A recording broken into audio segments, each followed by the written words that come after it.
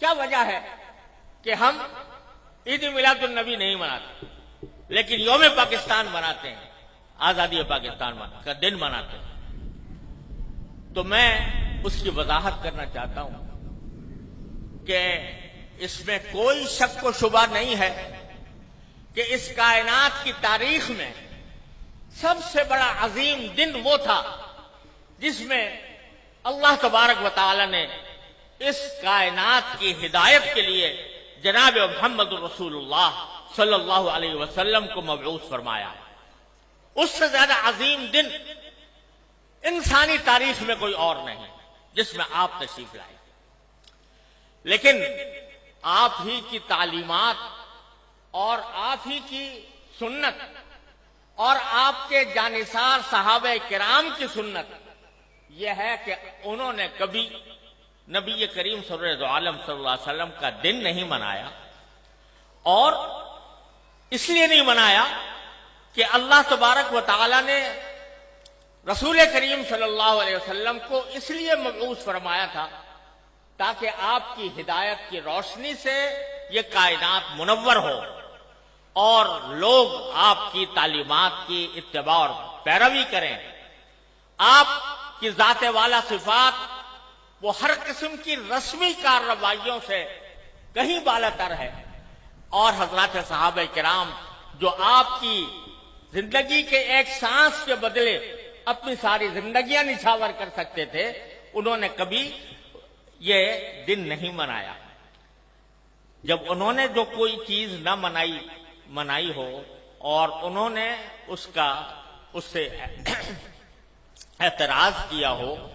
اور اس کے بجائے ساری زندگی اتباع سنت کی کوشش کی ہو، اس کو اگر ہم منانا شروع کریں تو دین کے اندر ایک اضافہ ہوگا،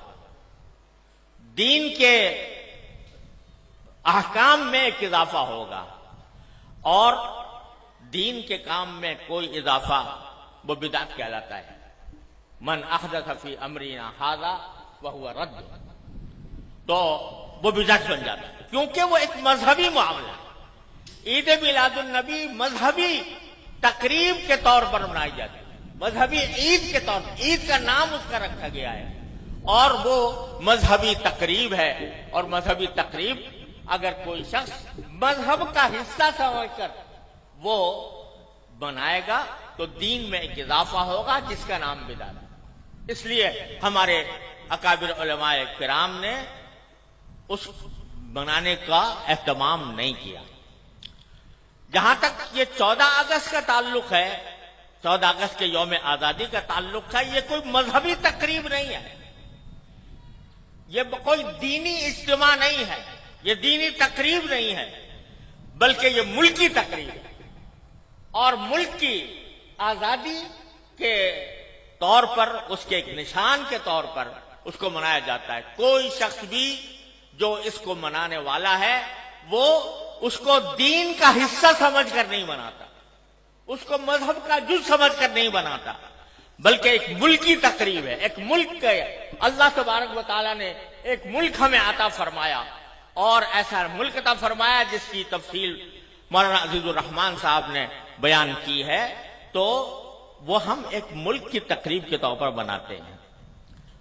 بدعت اس وقت بنتی ہے کوئی چیز جو شریعت میں نہ ہو اور شریعت کا حصہ اس کو بنا دیا جائے، لیکن یہ کوئی شریعت کا حصہ نہیں،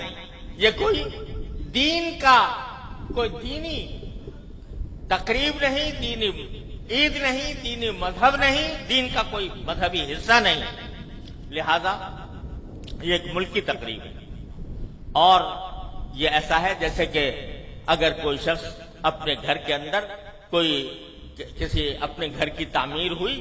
اور اس تعمیر کے اوپر کوئی اجتماع کرے، کوئی دعوت کرے، تو یہ کوئی مذہب کی تقریب نہیں ہے، کوئی دین کی تقریب نہیں ہے۔ اسی طریقے سے ہم یوم آزادی پاکستان کا اس لیے مناتے ہیں کہ اللہ تبارک و تعالیٰ نے اپنے فضل و کرم سے یہ نعمت ہمیں عطا فرمائی تھی، اور ملکی تقریب کے طور پر اس کو منایا جاتا ہے۔ دوسری بات یہ ہے